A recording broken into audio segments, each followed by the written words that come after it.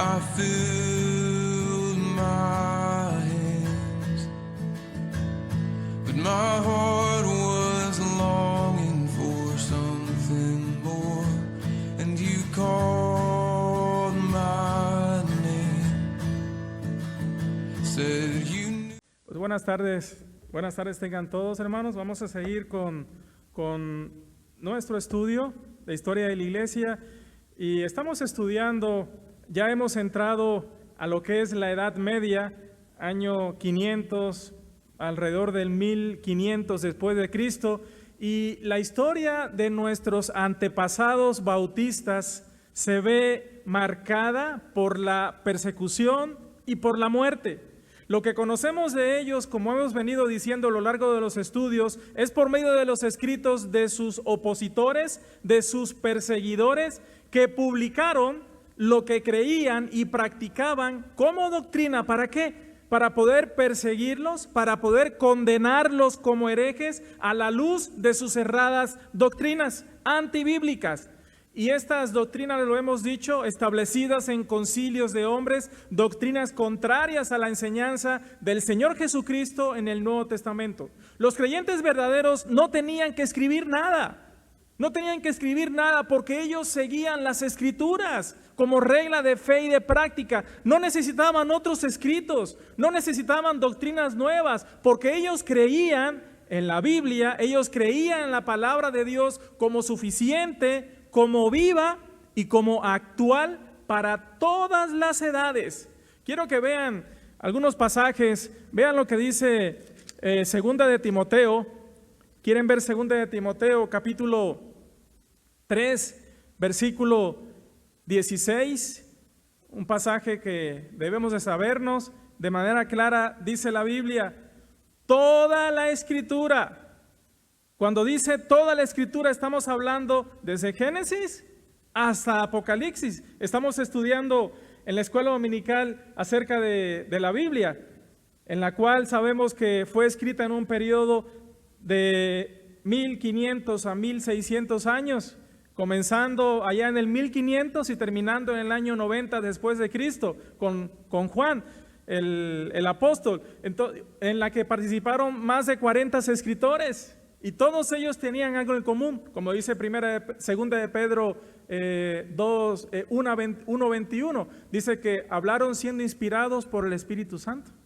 Nunca la profecía fue traída por voluntad humana, sino que los santos hombres de Dios, aquellos hombres como tú y como yo, pero que fueron apartados, separados para esa tarea, hablaron siendo inspirados por el Espíritu Santo. Entonces aquí dice, toda la Escritura es inspirada por Dios y útil para enseñar, para redarguir, para corregir, para instruir en toda justicia.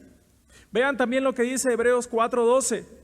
Hebreos 4:12 de manera muy clara dice, porque la palabra de Dios es viva. ¿Qué quiere decir que sea viva? Bueno, viéndolo, aplicándolo precisamente a esto que estamos viendo, historia de la iglesia, es que la Biblia es tan actual cuando se escribió que en nuestros días. Es una palabra viva, actual. El hombre no ha cambiado, sigue siendo el mismo. A pesar de todo, el hombre sigue siendo el mismo. La palabra también no ha cambiado. La palabra es viva. La palabra es viva, es eficaz y dice más cortante que toda espada de dos filos. Y esto de espada de dos filos se los explico. ¿Qué tenía aquí en mente el autor de Hebreos? Esa espada que usaban los romanos, que tenía doble filo, que se usaba para el combate cuerpo a cuerpo. Es para el combate cuerpo a cuerpo, cerca. Entonces es una espada que entra de doble filo y que lo primero que hace es partir el alma. Y cuando la Escritura dice el alma, se está refiriendo aquí, a la mente, psique, que es donde está el libre albedrío, es donde está la voluntad, es donde están las decisiones. Aquí, la mente, y luego dice el espíritu.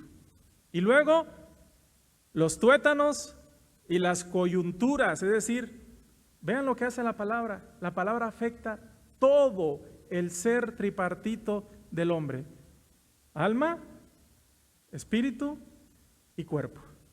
Todo. Y eso se refleja, en el año 610, ya hemos entrado a la Edad Media, pero quiero hablarte de esto, Porque en el año 610 marca el nacimiento de una nueva religión que pronto rivalizó y desafió al mundo cristiano. Y esa es la religión del Islam. El fundador del Islam fue Mahoma, quien vivió entre el año 570 y el 632 después de Cristo. Él nació en la Meca, en Arabia, y era adorador de su dios tribal de la luna, Alá. A la edad de 40 años, Mahoma declaró que fue llamado a ser profeta y entonces comenzó a predicar sus enseñanzas, sus creencias. Él y sus seguidores crecieron rápidamente y en el año 620 después de Cristo, y esto no es de extrañar que hayan crecido rápidamente, porque así crecen de rápido doctrinas, iglesias que son contrarias a la palabra de Dios. Proliferan en un mundo gobernado por quien se ha opuesto y se opone a la palabra de Dios desde el principio. Vean lo que dice 2 de Corintios, y esto lo sabía muy bien el apóstol Pablo. 2 de Corintios, vean lo que dice. 2 de Corintios capítulo 11, ¿quieren ver lo que dice? 2 de Corintios capítulo 11, versículo 3 y 4, dice, le está diciendo el apóstol Pablo, ¿no? Después de todas las enseñanzas doctrinales que les había dado los corintios, les dice, y la resistencia que había encontrado ante esa enseñanza doctrinal, le dice, pero temo que como la serpiente con astucia engañó a Eva, vuestros sentidos sean de alguna manera extraviados de la sincera fidelidad a Cristo. Porque si viene alguno, a ver, ¿qué es lo que quiere el enemigo? ¿Extraviar qué? ¿Nuestros sentidos de qué? De la sincera fidelidad, ¿a quién? Y eso es poniendo duda ¿de qué? De la palabra, de las promesas de nuestro Dios en nuestro corazón y en nuestra mente. Y todavía resuena, a mí no se me olvidan nunca esas palabras, de ahí en Génesis 3, 2, 3, 4, con que Dios os ha dicho, no creáis. Y aquí dice el apóstol Pablo, tengo miedo de que con astucia, la serpiente con astucia, así como engañó a Eva, vuestros sentidos sean de alguna manera extraviados de la sincera fidelidad a Cristo. Porque si viene alguno predicando a otro Jesús, que el que os hemos predicado, o si recibís otro espíritu, que el que habéis recibido, u otro evangelio, que el que habéis aceptado, bien lo toleráis. ¿Por qué? ¿Por qué razón? ¿Por qué? Yo me preguntaba, ¿por qué razón proliferan las falsas doctrinas? Y tú ves esas iglesias, no sé si se le puede llamar iglesias, mega iglesias, ¿por qué proliferan? ¿Por qué razón? Si enseñan una mentira. Contrario a que si predicas la verdad, entonces encuentras oposición. ¿Por qué? Porque este mundo está gobernado ¿por quién? De aquellos que siguen sus directrices, esos falsos apóstoles, falsos maestros, obreros fraudulentos, como dice precisamente aquí 2 de Corintios capítulo 11 más adelante. Entonces, eso es lo que le gusta, tiene toda la atención, eso es lo que le gusta a la gente. Mahoma comenzó a propagar el Islam a fuerza de espada. Ahora, ¿qué hemos dicho? ¿Qué dice la Escritura de la imposición de una fe o creencia a la fuerza? ¿Qué dice la Escritura? ¿Qué dice Dios mismo? Bueno, si vemos ahí, en 1 de Timoteo, la Escritura de manera muy clara, el apóstol Pablo le dice a este pastor, a Timoteo, le dice, exhorto ante todo a que se hagan rogativas, oraciones, peticiones y acciones de gracias por todos los hombres. ¿Cuál es la exhortación? ¿A que se hagan qué? Rogativas, oraciones, peticiones y acciones de gracias. ¿Por qué? Por todos los hombres. ¿Para qué? Por los reyes y por todos los que están en eminencia, para que vivamos quieta y reposadamente en toda piedad y honestidad. Porque esto es bueno y agradable delante de Dios nuestro Salvador, el cual quiere que todos los hombres sean salvos y vengan al conocimiento de la verdad. Entonces, ¿es por medio de la imposición, de la espada, de la fuerza? ¿O qué debe hacer un creyente? Orar para que los hombres sean ¿qué? Salvos. Pero no es por la espada, no es la imposición. La Escritura es muy clara. Siguiendo con este siglo, año 634, Siria fue conquistada en el año 634 después de Cristo. Jerusalén fue capturada en el año 637 después de Cristo. Y para el año 689 después de Cristo, el norte de África y Persia pertenecían a los musulmanes. Yo no sé si recuerdas las ciudades que dije. África, continente, Persia, también dije Jerusalén. ¿Por qué tanto deseo de conquistar Jerusalén? Jerusalén ha estado en la mira de muchas conquistas, ¿no? A lo largo de los siglos. Jerusalén. ¿Por qué razón? Porque para darle sustento a una mentira y establecerse como verdad, necesitan la ciudad de Dios. Necesitan de la palabra de Dios, aunque disfrazando una gran mentira y engaño para que crean. Después del año 610, Mahoma afirmó haber recibido revelaciones del ángel Gabriel y haber sido transportado en una criatura alada a Jerusalén y luego al cielo, donde vio a los profetas Adán, Abraham, Moisés, Aarón, José, Jesús y Juan. No sé si escuchaste. ¿A quién consideran como un profeta? A Jesús. ¡Ojo! Los musulmanes creen en Jesús como un profeta y no como en el Hijo de Dios. ¿Qué dice la Escritura? Primera de Juan, vamos a ver qué dice Primera de Juan, capítulo 4, del 1 al 3. Dice, amados, no creáis a todo espíritu, sino probad los espíritus si son de Dios, porque muchos falsos profetas han salido por el mundo. En esto conoced el Espíritu de Dios. Todo espíritu que confiesa que Jesucristo ha venido en carne es de Dios. Y todo espíritu que no confiesa que Jesucristo ha venido en carne, no es de Dios. Y este es el espíritu del anticristo, el cual vosotros habéis oído que viene y que ahora ya está en el mundo. Pero vean el 13 y el 15, ahí mismo, 1 Juan 4, 13 y 15. En esto conocemos que permanecemos en Él y Él en nosotros, en que nos ha dado de su espíritu. Hay un espíritu de la verdad, que es el Espíritu Santo, y hay un espíritu del error, que es el espíritu ¿de quién? Del anticristo, que ya está ¿dónde? ¿Desde cuándo que se escribió esto? Vean el 15, el 14. Y nosotros hemos visto y testificado que el Padre ha enviado al Hijo, el Salvador del mundo. Todo aquel que confiesa que Jesús es el Hijo de Dios. A ver, ¿qué implica para un judío decir que Jesús es el Hijo de Dios? ¿Que era quién? ¿Dios qué? Dios mismo. Porque por eso querían matarle, porque él decía que Dios era su Padre, haciéndose igual a quién? A Dios. Ahí está en Juan capítulo 5, me parece, versículo... no me acuerdo el versículo, pero ahí está en Juan capítulo 5. Entonces, dice el versículo 15, todo aquel que confiesa que Jesús es el Hijo de Dios, Dios permanece en él y él en Dios. Y nosotros hemos conocido y creído el amor que Dios tiene para con nosotros. De manera muy clara, estas revelaciones que dice Mahoma que recibió, fueron escritas más tarde para convertirse en el Corán. Poco después de la muerte de Mahoma, hubo una disputa sobre quién sería su sucesor, pero ojo, de verdad, yo no he leído el Corán, pero sí sé que el Corán habla de Jesús como un profeta, no como el Hijo de Dios, no como Dios mismo, ¿sí? Y que lo pone a la misma altura entonces que todos los demás profetas.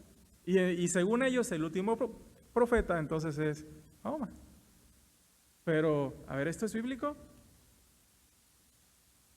Poco después de la muerte de Mahoma hubo una disputa sobre quién sería su sucesor, y eso condujo a la división del mundo musulmán entre los musulmanes sunitas, que creen que el padre de la esposa favorita de Mahoma era su sucesor legítimo, y por otro lado los musulmanes chiitas, que creen que el esposo de la hija de Mahoma fue su sucesor legítimo. Ya lo hemos comentado, después de Jesucristo, y cuando estuvo completo, lo perfecto, Primera de Corintios capítulo 13, vean por favor ese pasaje, quiero recordárselos. Primera de Corintios capítulo 13, versículo 8, 9, dice, el amor nunca deja de ser, pero las profecías se acabarán. ¿Lo entendemos de manera clara? ¿Qué está diciendo aquí la Escritura? Que las profecías iban ¿qué? A acabarse. Las profecías se acabarán. Y cesarán las lenguas. Esas manifestaciones de personas que nunca habían estudiado un idioma y de repente empezaban a hablar ese idioma con un propósito, hablar las maravillas de Dios, y que estos que no hablaban su idioma conocieran el evangelio de Dios. Dice, las lenguas se acabarán, cesarán las lenguas y la ciencia acabará, porque en parte conocemos y en parte profetizamos, es decir, predicamos. Dice el apóstol Pablo, mas cuando venga lo perfecto, entonces lo que es en parte, ¿a qué se está refiriendo? Versículo 8 y 9, se acabará.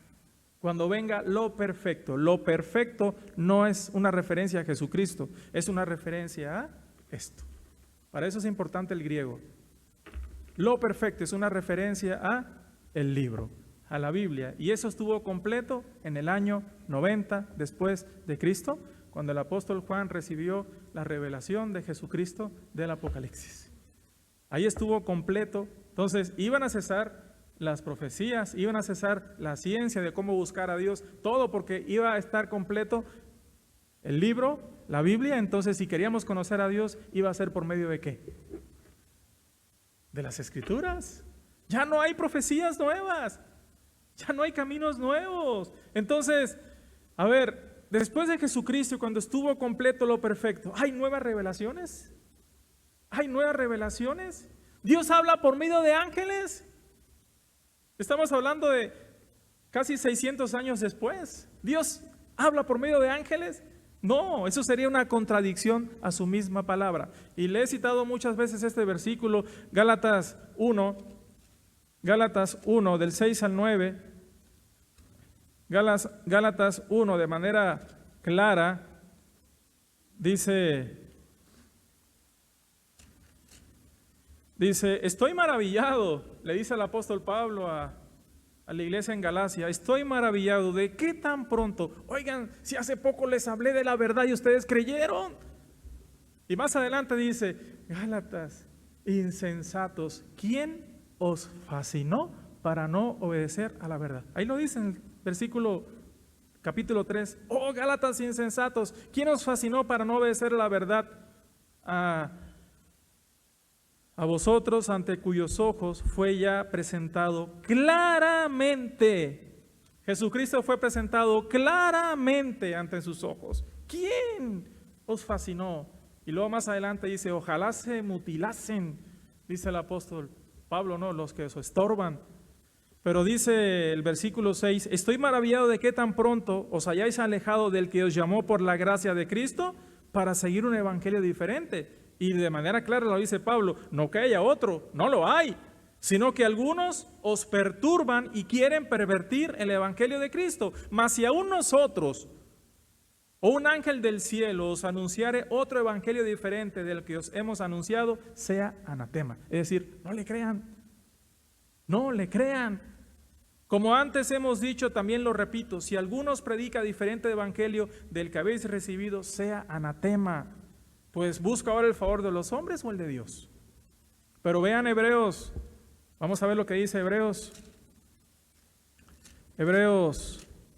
1 y 2, dice, Dios habiendo hablado muchas veces y de muchas maneras en otro tiempo a los padres por los profetas, en estos postreros días, es una referencia al Antiguo Testamento. Nuevo Testamento, en estos postreros días nos ha hablado por el Hijo, a quien constituyó heredero de todo y por quien asimismo hizo el universo. ¿Cómo nos ha hablado por medio del Hijo? Pues cuando vemos Juan capítulo 12 del versículo 46 en adelante, dice, la palabra que yo he hablado no es mía, sino yo hablo así como me envió el Padre, y esa misma palabra va a ser el juez de ustedes en aquel día. ¿Dónde tenemos la palabra del Hijo? Es el Nuevo Testamento. Bueno, desde que Jesús está en toda la Biblia, ¿no? Desde Génesis 3:15, desde Génesis 1:1. ¿Sí?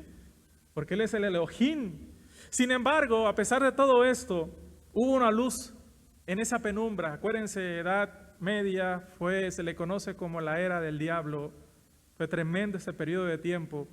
En esa penumbra hubo una luz que comenzó a brillar intensamente en el siglo VI. Y eso ocurrió en la región montañosa y aislada de Armenia.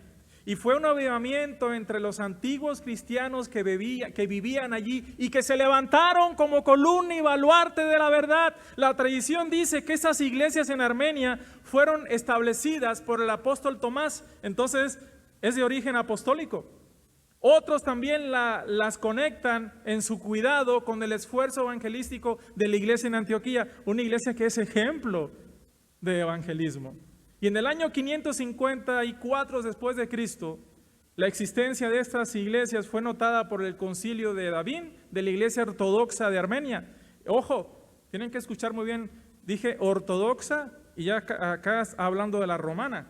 Entonces ya ahí comenzaba a haber una división entre las dos ramas del catolicismo, católica romana y ortodoxa griega. Eso aparece un poquito más adelante. Por los años 800, estamos en el 600, pero ya habían divisiones. Cuando este avivamiento comenzó, como les decía, en el año 660, cuando Dios obró poderosamente a través de la predicación de un hombre llamado Constantino, no es Constantino el de acá, ¿sí? Antes de su conversión a Cristo, Constantino era seguidor de la religión maniquea. En el estudio siguiente vamos a hablar de quiénes eran los maniqueos. Se convirtió en la cristiandad después de leer una copia de los evangelios y las epístolas paulinas que le dio un diácono cristiano a quien había protegido de la persecución musulmana. ¿Ven por qué tuve que hablar de los musulmanes? Adoptando el nombre paulino de Silvano, Constantino, comenzó a predicar a Cristo y en el transcurso de 72 años llevó a muchas almas al Salvador. Esos creyentes fueron llamados o llegaron a ser llamados paulicianos debido a su práctica de tomar nombres bíblicos de las personas asociadas al ministerio del apóstol Pablo. Este movimiento rápidamente llamó la atención de los gobernantes y obispos orientales. Ojo, estoy hablando de ¿dónde? Armenia. Sí, es la parte norte de lo que antes se conocía la URSS, la Unión de República y demás socialista soviética, ¿no? Ahora, en el año 684, instigado por los obispos ortodoxos, el emperador Constantino Pogonato ordenó la muerte de Silvano y envió un verdugo llamado Simeón. Simeón ordenó a los paulicianos que apedrearan a su líder, pero todos se negaron. Finalmente, el hijo adoptivo de Constantino, uno llamado Justus, realizó este acto horrible. El hombre que fue enviado a matar a Silvano, Simeón, y llevar a los paulicianos al rey católico, regresó a Constantinopla como un pauliciano de corazón y llegó a convertirse en uno. Simeón adoptó el nombre de Tito y predicó en Cisbosa durante 3 años hasta que fue capturado y quemado vivo en el año 690 después de Cristo junto con muchos de sus seguidores. Durante mucho tiempo, todo conocimiento sobre los paulicianos provenía principalmente de sus enemigos y ellos eran el grupo más difamados de todos los antiguos grupos bautistas. Sin embargo, doy un brinco. En el año 1891, un erudito llamado Frederick Cornwallis Coniver descubrió un libro pauliciano llamado La llave de la verdad. Tengo ese libro.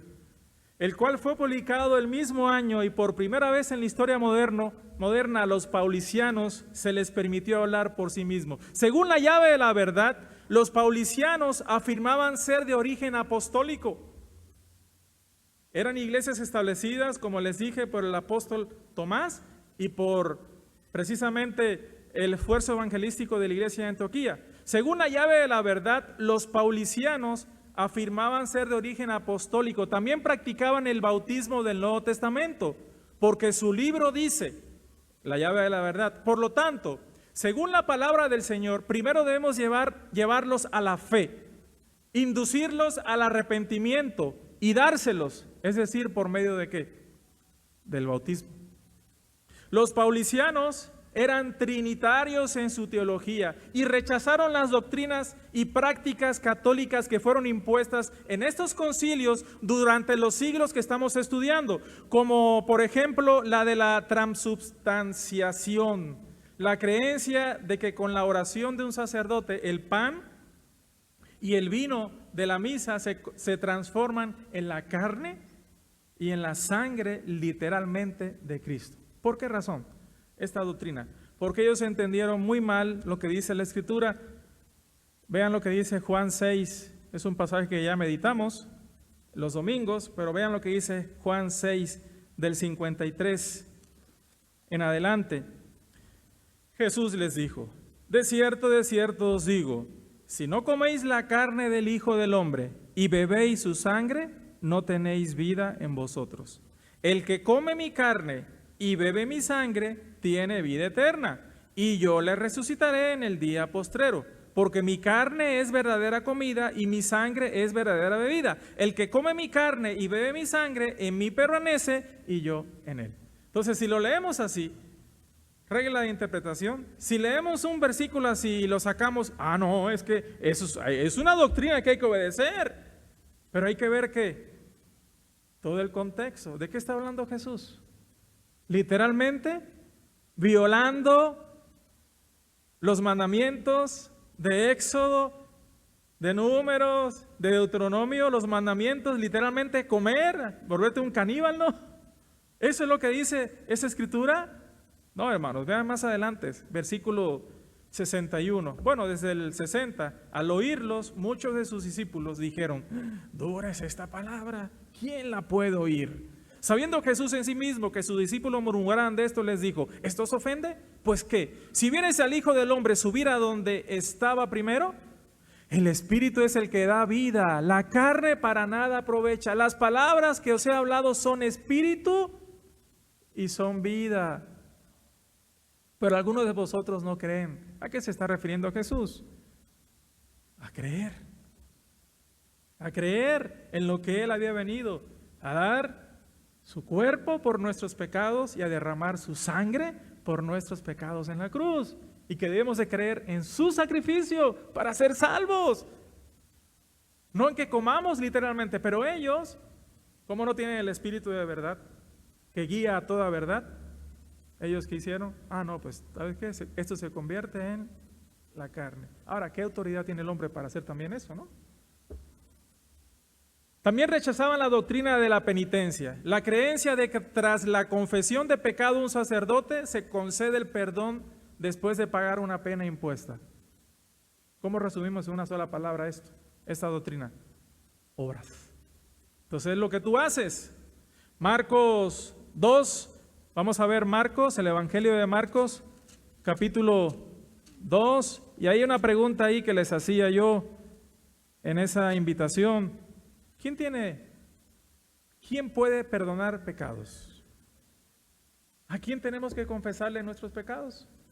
¿Qué tenemos que hacer para que nuestros pecados sean perdonados? Vamos a ver ese pasaje. Vamos a ver Marcos 2 del 5. Al ver Jesús la fe de ellos, estamos hablando del paralítico que es bajado por el techo, ¿sí? Estos 4 que lo bajan por el techo ante la multitud que no lo dejaban pasar. Al ver la fe de ellos, dijo al paralítico: hijo, tus pecados te son perdonados. Estaban allí sentados algunos de los escribas, los cuales cavilaban en sus corazones: ¿por qué habla este así? Blasfemia dice. ¿Quién puede perdonar pecados si no solo Dios? ¿Quién es Jesús? Y conociendo luego Jesús en su espíritu que cavilaban de esta manera dentro de sí mismos, les dijo: ¿por qué caviláis así en vuestros corazones? ¿Qué es más fácil?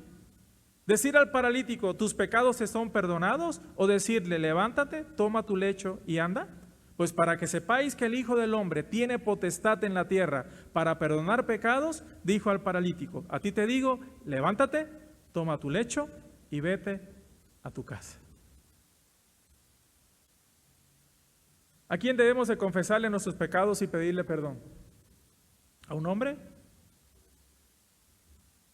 ¿Qué dice Mateo 6, del 9 al 15, que es la oración modelo? Ojo, porque una penitencia que a veces ponen también es repetir esa oración para perdonar. No, tú reza quién sabe cuántos Padres Nuestros y quién sabe qué tantas cosas y entonces vas a ser perdonado. Es la penitencia. No, ¿qué dice la oración de modelo?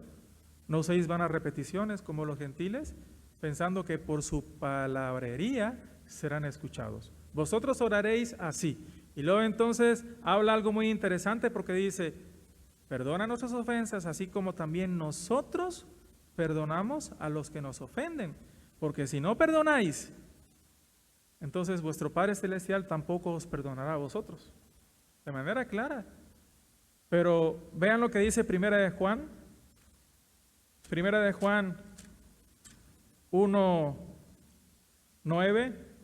Si confesamos nuestros pecados, ojo, dice Él. ¿A quién se está refiriendo? Él es fiel y justo para perdonar nuestros pecados. Se está refiriendo a Dios, al Padre, no a Jesús. ¿Oramos a quién? Al Padre, a Dios, no a Jesús, por medio de Él. Pero dice, si confesamos nuestros pecados, Él, Dios, es fiel y justo para perdonar nuestros pecados y limpiarnos de toda maldad. Otra doctrina que fue impuesta, hay muchos pasajes, pero no tengo tiempo para citarlos. Hay muchos pasajes que nos hablan acerca de esto, y esto era lo que creían precisamente los paulicianos. Otra doctrina que fue impuesta en estos concilios católicos y que los paulicianos rechazaban fue la veneración de imagen o ídolos. Y hoy justificándose dice, no, nosotros no adoramos, nosotros veneramos. ¿No son sinónimos? ¿Qué dice Éxodo? ¿Quieren ver Éxodo 20? Vamos a ver qué dice la Escritura. Éxodo, ¿ha cambiado Dios y su palabra? Éxodo capítulo 20, versículos 4 y 5, dice así la Escritura. Éxodo 20, versículos 4 y 5. No te harás imagen ni ninguna semejanza de lo que está arriba en el cielo, ni abajo en la tierra, ni en las aguas de debajo de la tierra. No te inclinarás a ellas ni las honrarás, porque yo soy Jehová tu Dios fuerte, celoso, que visito la maldad de los padres sobre los hijos hasta la tercera y cuarta generación de los que me aborrecen. ¿Y qué dice allá Romanos, el pasaje que leímos el miércoles pasado, Romanos capítulo 1, versículos como 21 en adelante?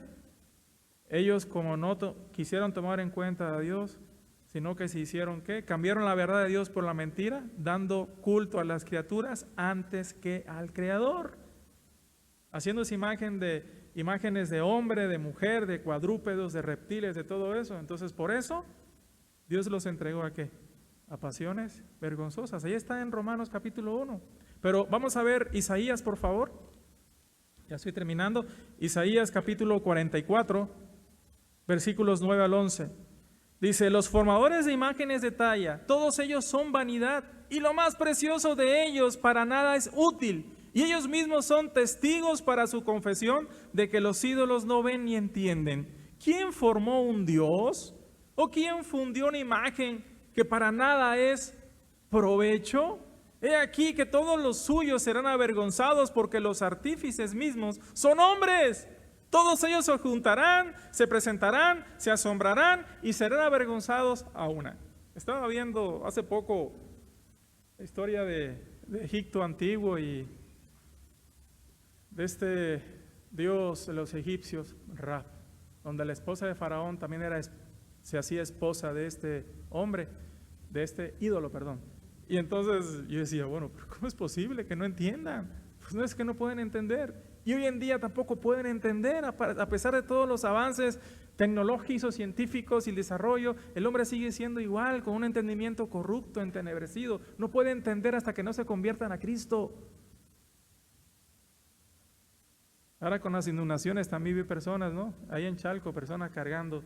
¿Por qué? Si son dioses, ¿por qué no caminan solos y libran de la inundación, no? ¿Por qué no se valen por ellos mismos? ¿Por qué no se quitan el polvo ellos mismos? ¿Por qué no se limpian? ¿Por qué no se dan de comer a ellos mismos?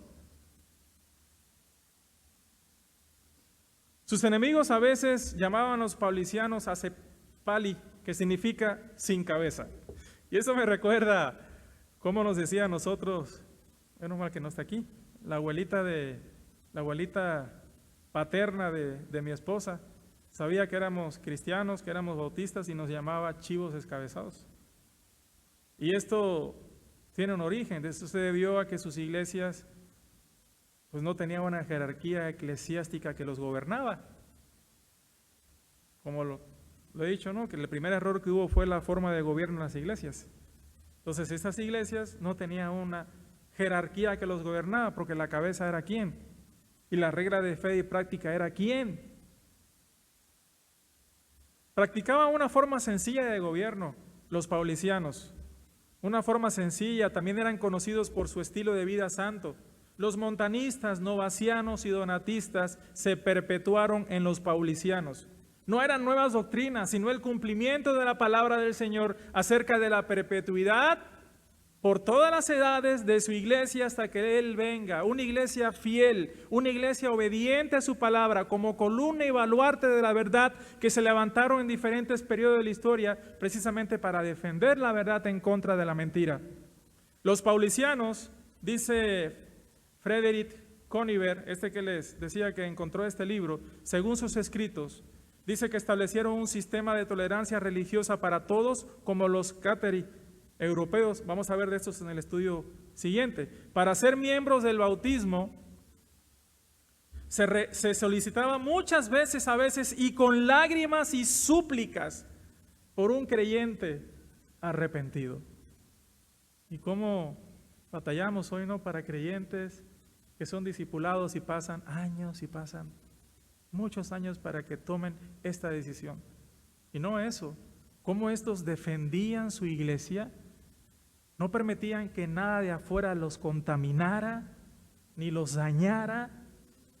Y entonces hoy vemos así gente que pasa años y no se quiere bautizar, y gente que no le da el más mínimo valor a la iglesia, ni la valora, ni la cuida, ni la ama, después de lo que ha costado, que ha sido la sangre de Jesucristo. La sangre de Jesucristo. Para ser miembro no se forzaba a ninguno. Eso es una decisión personal. Pero cada candidato era investigado cuidadosamente para corroborar que era sincero y que tenía conocimiento de lo que iba a hacer. Ellos usaban ampliamente el Antiguo Testamento y el Nuevo Testamento y sostenían la doctrina de la Trinidad, la divinidad de Cristo y su humanidad, doctrinas que creemos y sostenemos los bautistas. Ya hemos hablado de estos grupos que se levantaron en diferentes lugares a lo largo de los siglos que hemos estudiado como columna y baluarte de la verdad, en contra de estas doctrinas diabólicas que no eran doctrinas nuevas, sino eran creyentes fieles a las Escrituras, como los montanistas allá en el año 151, los novacianos en el año 249, 250, acuérdense la división que hubo entre Cornelio y este anciano novaciano, como los donatistas allá en el norte de África, ¿sí? Con Donato, y los paulicianos, que según historiadores como Hibson, Mosheim y Muratori, fueron ancestros de los abilgenses y de los waldenses, grupos que veremos en el siguiente estudio. Iglesias verdaderas, fieles a las Escrituras, ancestros de nosotros los bautistas, trazando una línea genealógica de nuestro origen en el ministerio terrenal de nuestro Señor y Salvador Jesucristo, que vino a hacer dos grandes obras. Vino a morir por nuestros pecados y vino a establecer su iglesia durante su ministerio terrenal. Y ponía un texto ahí también en la página. No ha nacido todavía Lutero, ni ha sucedido todavía la Reforma. Estamos hablando del año 600, 700, y sin embargo ya había iglesias verdaderas, seguían existiendo iglesias verdaderas, entonces que luego más adelante fueron llamadas con un solo nombre despectivo, porque tenían una práctica en común. ¿Y cuál era esa práctica? Rebautizar a los que entraban a las iglesias. ¿Por qué? Porque el bautismo no había sido válido. Esos fueron llamados anabautistas. Cuando más adelante en los siglos se le quita la palabra ana, que significa re, y nada más se queda la palabra bautistas. Pero si nos vamos antes en la historia, el apóstol Pablo era un ¿qué? Anabautista. Dice que encontrando a ciertos discípulos, eran 12 discípulos, ¿no?